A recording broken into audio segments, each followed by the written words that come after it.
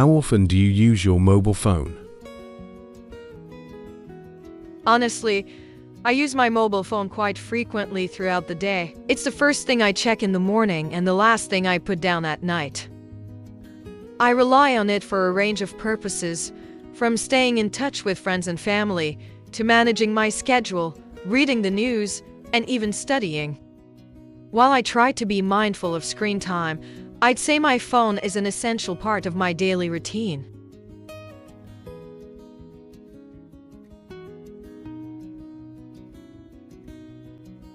What are your favorite apps on your phone? I'd say my favorite apps are a mix of productivity and entertainment ones. I use Notion and Google Calendar a lot to stay organized and keep track of my tasks and deadlines. For relaxation, I enjoy using Spotify to listen to music and podcasts, especially when I'm commuting or winding down in the evening. I also like Duolingo because it helps me learn languages in a fun and interactive way. These apps make my daily life more efficient and enjoyable.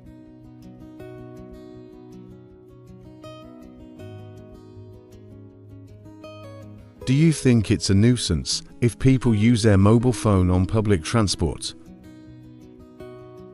I think it depends on how people use their phones. If someone is quietly texting, listening to music with headphones, or reading, then it's perfectly fine and doesn't bother anyone. However, when people speak loudly on the phone or play music without earphones, it can be quite disruptive and inconsiderate. In that case, yes, it definitely becomes a nuisance, especially in a confined space like a bus or train.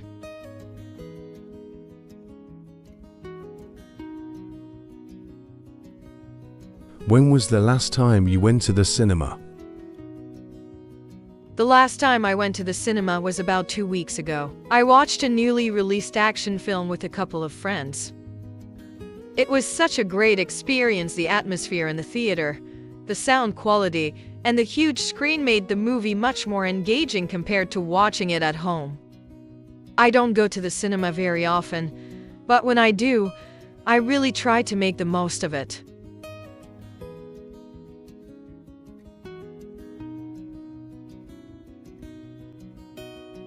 Are cinema tickets very expensive in your country?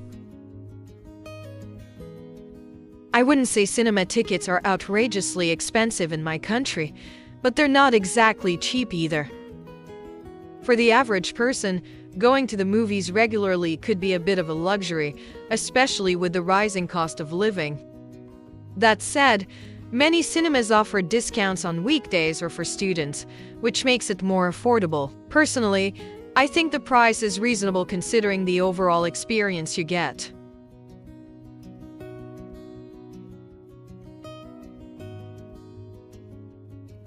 Do you like to watch films alone or with other people? It really depends on my mood and the type of film. If it's something emotional or thought-provoking, I actually prefer watching it alone so I can fully focus and reflect without distractions.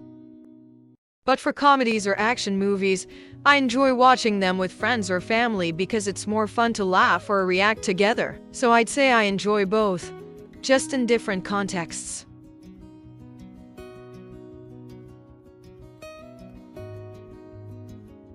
Do you like outdoor activities? Yes, I really enjoy outdoor activities, especially when I need a break from studying or screen time. Spending time outside helps me recharge both physically and mentally. I particularly like going for walks in the park, cycling, or occasionally hiking when I have more time. Being surrounded by nature always lifts my mood and gives me a sense of calm that I don't usually get indoors.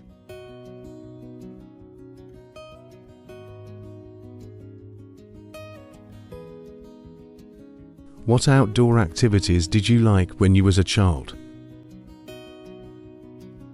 When I was a child, I absolutely loved playing outside with my friends. We used to play traditional games like hide and seek, jump rope, and even soccer in the neighborhood. I also enjoyed riding my bike around the area. It gave me such a strong sense of freedom and adventure. Unlike kids today who are glued to their screens, I spent most of my free time outdoors, and those moments are still some of my fondest childhood memories.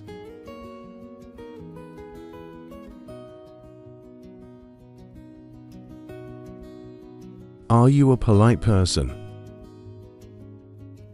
I'd like to think so. I was raised to treat others with respect. So saying please, thank you, and being mindful of other people's feelings comes naturally to me. Of course, I'm not perfect. I might lose my patience every now and then, but I always try to stay courteous, especially in public or professional settings. In my opinion, politeness goes a long way in building good relationships and creating a positive atmosphere.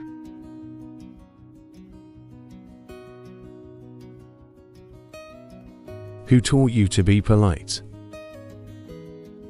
I would say it was mainly my parents who taught me to be polite from a very young age. They always emphasized the importance of good manners, not just through words but through their own behavior as well. I learned a lot just by observing how they spoke to others with kindness and respect. In addition, my teachers at school also reinforced those values, especially when it came to treating classmates and elders appropriately.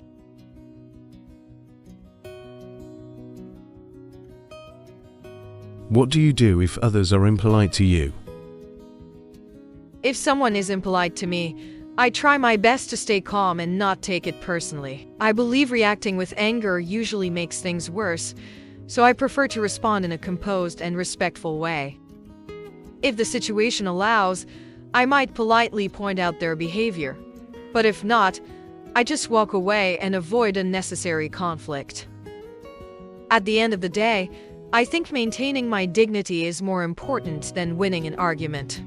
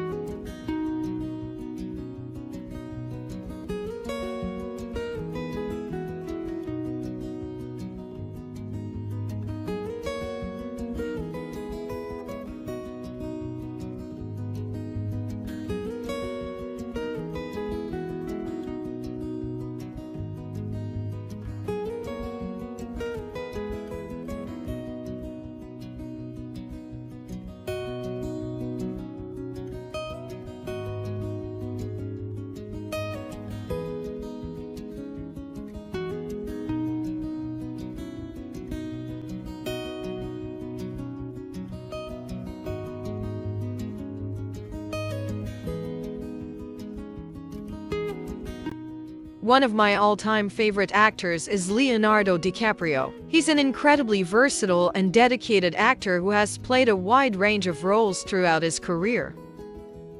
Whether it's a dramatic, emotional character or someone with complex psychological depth, he always manages to deliver a powerful and convincing performance. He started acting at a young age, but what really brought him worldwide recognition was his role as Jack in Titanic.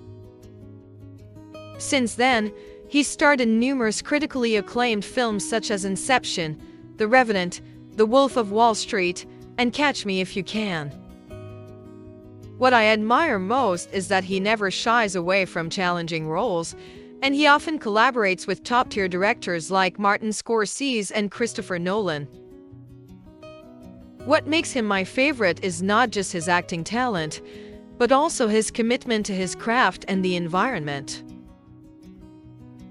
He's well known for going to great lengths to prepare for his roles. For instance, in The Revenant, he endured extreme conditions to make the performance more authentic. Beyond acting, he's also a passionate environmental activist, which I find truly inspiring. To me, Leonardo DiCaprio represents the perfect balance between artistic excellence and social responsibility. That's why I have so much respect and admiration for him.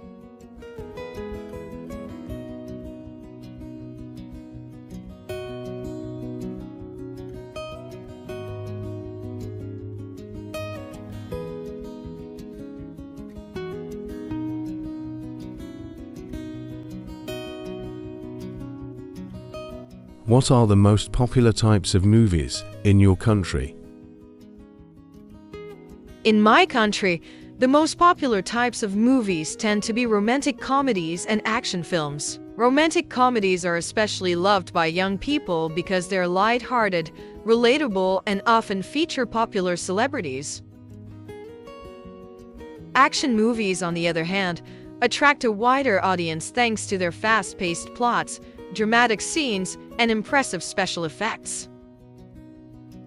In recent years, there's also been a growing interest in historical and drama films, particularly those that reflect Vietnamese culture and history.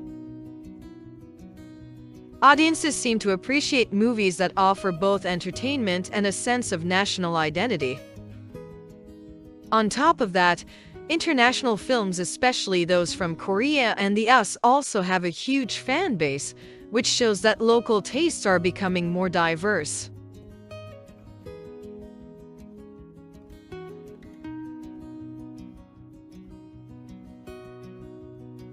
Do you think that going to the cinema will be as popular in the future?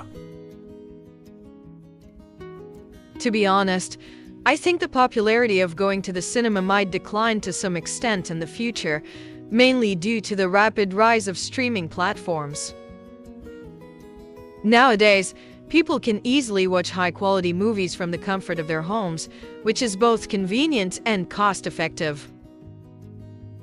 That said, I don't believe cinemas will disappear entirely. There's still something special about the cinematic experience, the big screen, the sound system, and the shared atmosphere with others that's hard to replicate at home. So while traditional moviegoing might not be as dominant as it used to be, it will likely continue to exist, especially for big-budget films or social outings.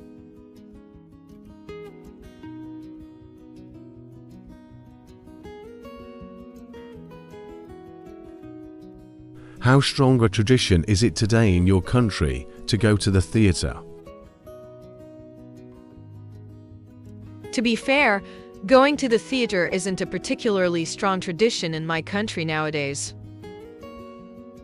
While live performances such as plays, musicals, or traditional folk operas like Si Lang or Cho used to be quite popular among older generations, they've gradually lost their appeal among younger people. Today, most people, especially the youth, tend to prefer more accessible forms of entertainment like movies or online content.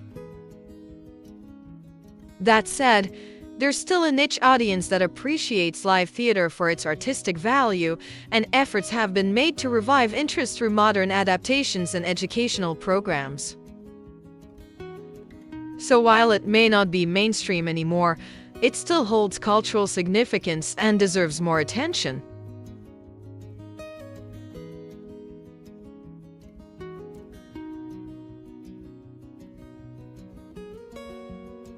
Do you think that theatre should be run as a business or as a public service?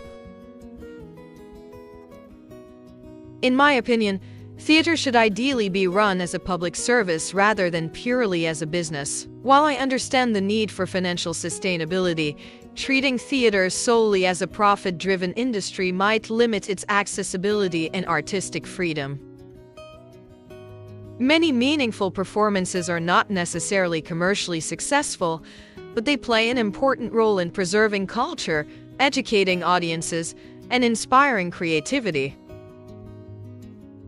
By operating as a public service supported by government funding or cultural institutions, theater can remain inclusive, affordable, and focused on quality rather than just ticket sales. That said, a hybrid model might be the most practical, where public funding ensures basic support, but business strategies are also applied to attract wider audiences and maintain long-term viability.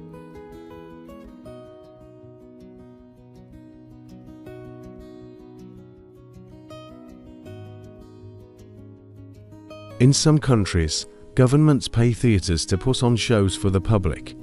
Do you think this is a good use of public money?